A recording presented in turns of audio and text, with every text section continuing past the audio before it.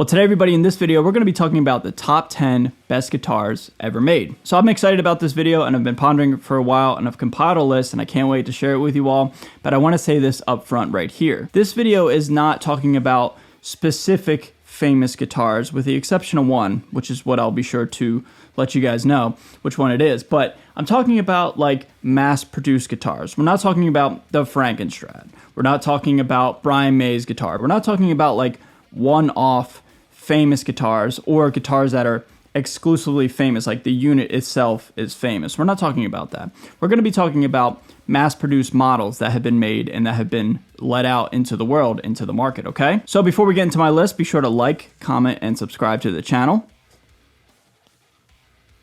Cool, thank you, appreciate that. It just helps out the channel. I know everybody asks for it, but it does really help out, and since you're here, it doesn't cost a thing, takes a second, really appreciate it, okay? And be sure to leave your thoughts and opinions on my list down below, and be sure to give me some of your guys' feedback in terms of what you think are some of the best mass-produced guitars ever made, in case I missed one, okay? So we got one honorable mention, and then 10 good ones, okay? Starting off, this one is just one that I like because I think it's cool, and that is the Les Paul Axis, and specifically ones with floating Floyd Roses. I just personally like this because Gibson Les Pauls, they're arguably my favorite guitars of all time. They're in the top 3. They're in the Mount Rushmore top 4 of my favorite mass-produced guitars of all time. I love Les Pauls. But there's something about the Axis that is just super cool and super unique to Gibson. Gibson guitars doesn't really make super Strats, super shredders. They're really just kind of just the standard stop tailpiece, and you know, they all kind of look the same, right? But with the Axis, you have the ability to get a Floyd Rose, and most notably, more often than not, a floating Floyd Rose. And that's just really cool, man. I just put this one on the list because I think it's cool. They're incredibly expensive. Good luck trying to get one for a relatively affordable price. But yeah, dude, I love the Axis, man. I think they're cool. Alex Lifeson probably is the most famous guitar player that uses one. I think they're sick, and like I said, I just want to put it on this list, okay? All right, number 10 is the Ibanez Universe. Now, to the best of my knowledge and to the best of my research capabilities, it is in fact the first Ibanez guitar with a 7th string, a 7-string. And these guitars, I believe, are a 7-string version of the Ibanez Gem. I put this one on the list because 7-string players and 7-string, you know, lore with guitar playing is very much a common thing right now. But I think not only is Steve Vai responsible for that, but also too a band such as Korn is heavily responsible for having a 7-string guitar. When Korn came out in the early to mid 90s, it changed the game. That invented nu metal, more or less, right? Just down tuning, getting really, really heavy. The Ibanez Universe can be traced back to that whole kind of, you know, lore and stigma with nu metal, down tune, Ibanez guitars, etc., right? Number 9, hear me out, is my own signature, the XRC6 from Service Guitars. Now I hear you, I know. How vain of me to put my own guitar on the top 10 list of guitars ever made. But hear me out, okay? When I made my signature guitar in 2023, 30-inch baritone guitars really didn't exist all that much. They kind of did, but they kind of didn't. And what was happening in the market, I've said it on this channel many times, but baritone guitars with a 30-inch scale, it was either like super expensive one-off customs from like a company like Jackson, or really cheap models from, say, China or Indonesia. There was never a middle ground. Now here in 2025, slowly approaching 2026, 30-inch guitars and 30-inch baritones are rather commonplace in the metal sphere. I'm really proud of myself at the fact that Service Guitars and I came up with a design that fit the gap in the market between really cheap and affordable and really, really expensive. And now here in 2025, all of a sudden, all the other companies are starting to catch up and starting to make mass-produced 30-inch baritone guitars. Kiesel just announced one. Chapman Guitars just announced one. Companies are really getting on the 30-inch baritone hype train. And now, I'm certainly not the most impactful 30-inch baritone guitar player out there. I mean, somebody like Four from Sleep Token is probably the biggest well-known player, right? But I'm really proud of that model, and it's really cool to see just a bunch of creators and a bunch of influencers use my very guitar for the creative endeavors, as well as a bunch of bands out there touring and traveling with them on some of the biggest stages around the world. Number 8 is the Jackson Rhoads V, the first Jackson ever made. The Jackson Rhoads V was such a huge pivotal moment for not only Jackson guitars, obviously it's the first one, but just metal guitar players in general. That V with the kind of asymmetrical V and the pointy headstock and the pointy horns, that was arguably one of the first metal guitars, definitively. And now here in present day, everybody's got a Rhoads. The Rhoads is kind of becoming like the Les Paul for Gibson, in the sense that like the Rhoads V is almost surpassed the man himself. Like, it's become so commonplace that a Rhoads V is just like a Les Paul, where you don't really think of Les Paul. And I'm sure people think of Randy Rhoads, but you guys know what I'm saying? They're so mass produced, and there's so many different variables and like different like configurations with specs and pickups and scale lengths and, you know, bridges and stuff like that. The Rhoads V itself has kind of like hit that elite status in terms of a signature model, where you know, it's just so common, and it's just commonplace for the metal guitar player out there. I love Jackson guitars. I tour with my Misha one. I've got another one that's coming on the channel very soon. It's here in the house. I just can't show it yet. But yeah, dude, Jackson guitars is awesome, man. Everybody plays Jackson or has played Jackson in their career. Yeah, I love them so much. And this was the first one, man. It was like the first metal guitar ever, arguably, right? Okay, number 7. This is the one exception to my stipulations in the beginning of this video, where I said I didn't want to have a one-off famous guitar. This is the only exception. Number 7 is the Stevie Ray Vaughan #1 Strat. And the reason I put this guitar on this list is because, in my opinion, I think this guitar is the most responsible for the relic guitar market here in present day. That guitar was so cool when it was being played every single night. It's still cool to this day. And I remember being a kid watching Stevie Ray Vaughan live at the El Macumbo, the DVD. I watch it in my living room almost weekly. And that guitar all beat up, just, you know, just ripped to shreds, right? That was just such a cool aesthetic. And I think, like I said, that guitar sparked the relic guitar market. I mean, for example, in present day, a company such as Solar Guitars, Ola England's company, just released a red and blue version of the Relic series. They had white and black, now they've got red and blue. Relic guitars, they're awesome, man. And I feel like Stevie Ray Vaughan a little bit every time I play my Jim Root Strat. That guitar has copious amounts of shows on it. It has about 8 years of wear and tear and about 3 years of touring constantly. So, you know, it's just, I feel like Stevie Ray Vaughan when I play my beat up Stratocaster, right? So yeah, dude, the #1 Stratocaster from Stevie Ray Vaughan, that's the exception to the rule, the exception to, you know, what I said with just like mass produced guitars. That guitar itself sparked mass production guitars with relics. And it's not just, you know, specific to one brand. It's a whole bunch of brands out there. Every brand has relic guitars now. Number 6, it's a tie. Same artist, same company, 2 different models. I couldn't decide. Number 6 is the JP15 and the Majesty from Ernie Ball Music Man. The JP15 and the Majesties, kind of like the Rhoads V. Everybody's got one out there. They're so sick. They're so comfortable to play. Probably one of, if not the most comfortable guitar to play. Pick either one of them. They're both amazing. Similar to Randy Rhoads, John Petrucci, his models have kind of hit that like elite status. You know what I mean? Where JP15s and Majesties, they find all different artists with all different tuning configurations, 6 strings, 7 strings, metal, shred. You know, they're all over the place, man. But dude, if you guys want to spend a ton of money and get arguably the best shreddy guitar out there, or lead style guitar, go with the JP15. Or if you like a little bit of a quirkier shape, go with the Majesty. Number 5 is the Steve Vai Gem from Ibanez. Any of them and all of them. This guitar has been around for, I think, slowly approaching 40 years now. That's a long time for a signature guitar and a mass-produced guitar. And the Gem, dude, it's just been around forever, and it has inspired generations and generations of shredders out there. And the model's always constantly being updated and revamped, and even having a little bit of spin-offs, like with the Pia. The Gem, it's so legendary, and it's so impactful for all guitar players out there. And think of it this way. If the Gem didn't happen, then the Universe wouldn't have happened, and then Corden wouldn't have happened, maybe Deftones wouldn't have happened, maybe Slipknot wouldn't have happened. You just never know how like things would have transpired if it wasn't for Steve Vai.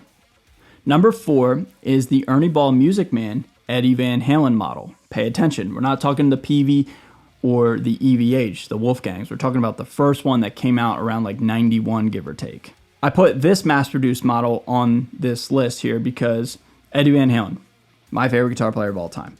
probably the most influential guitar player of all time, in my opinion. And those Ernie Ball Music Man Eddie Van Halen models sparked 30 plus years of some version of that guitar. We have the Ernie Ball Music Man, we have the PV, we have the EVH. That model or that shape has been around forever. Ernie Ball Music Man still makes the Axis, which is essentially that guitar, just with a different name. And I've seen so many players use these. Anybody from Adam from Killswitch Engage to Jerry Cantrell, any sort of EVH Wolfgang style guitar is out there, man. And being a kid, I remember I had like Guitar World Legends magazine from like 2004. On the back was a PV Wolfgang ad with a PV 5152. That ad alone inspired me to want to play guitar. I never did get a PV Wolfgang, but my goodness, those guitars were just like, that was it. As like an 11, 12-year-old listening to Van Halen Best of Both Worlds, that red, black, and white CD cover with the stripes on it, seeing a PV Wolfgang played live in person, June 17th, 2004, night 2 of the Van Halen 04 reunion tour in Philadelphia. Dude, that guitar, man, was so sick, but it can all be traced back to the Ernie Ball model. Number 3, you might be surprised that this guitar is this high, but hear me out. Number 3 is the Squier Vintage Modified Baritone Jazzmaster.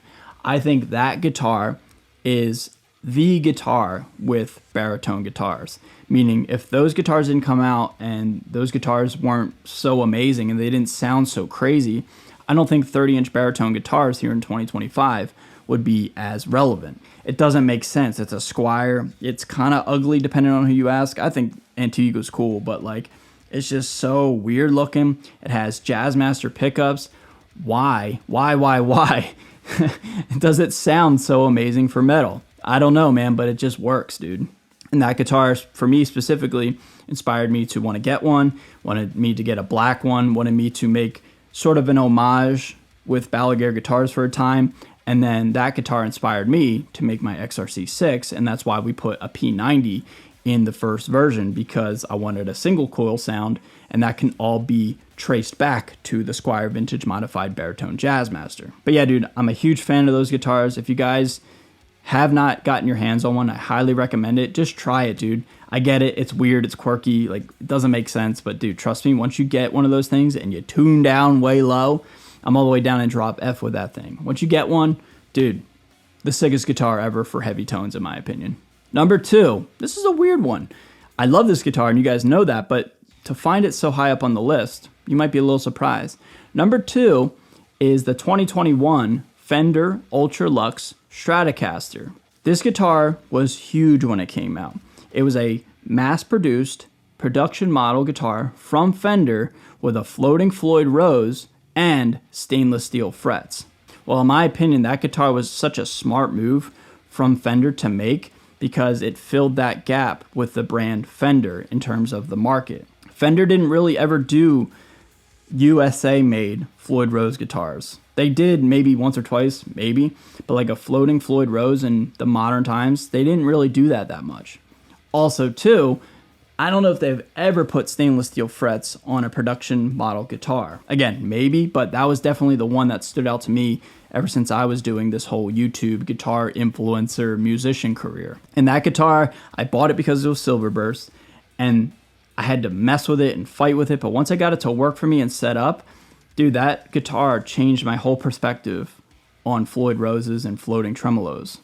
And I've written so many songs and so many cool riffs, or what I deem cool riffs, with that guitar. What's also impactful with that guitar is, in my opinion, because of that guitar, Jackson started putting stainless steel frets on their USA production model guitars.